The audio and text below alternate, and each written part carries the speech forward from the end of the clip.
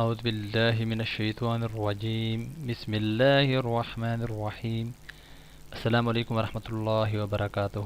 محترم سامعین، میں امید کرتا ہوں آپ سب خیریت سے ہوں گے۔ آپ کو شیطان کے شر سے بچانے کے لیے 7 آسمانوں کے اوپر سے فرشتہ اترے گا، جو عمل ہم آپ کو نبی علیہ الصلوۃ والسلام کا بتانے والے ہیں۔ حضور نبی کریم صلی اللہ علیہ وآلہ وسلم نے فرمایا،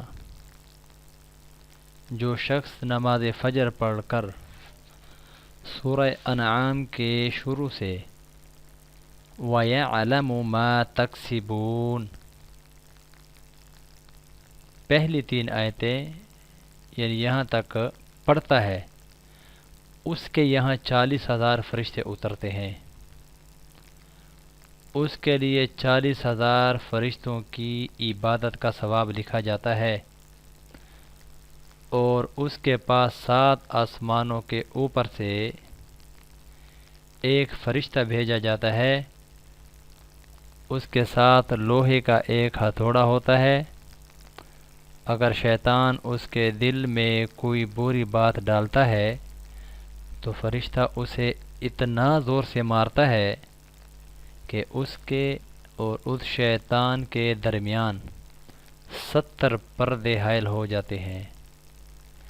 پھر جب قیامت کا دن ہوگا، اللہ تعالیٰ ارشاد فرمائے گا، میں تیرا پروردگار ہوں اور تم میرے بندے ہو، تم میرے سایہ رحمت میں چلو اور کوثر سے پیو اور سلسبیل سے غسل کرو اور بلا حساب اور عذاب جنت میں داخل ہو جاؤ۔ محترم سامعین، 3 مختصر سی آیات ہیں بروایت حضرت عبداللہ ابن عباس رضی اللہ تعالیٰ عنہ، تفسیر قرطبی اور در منصور جلد 3 صفحہ 3 کے پر موجود ہے۔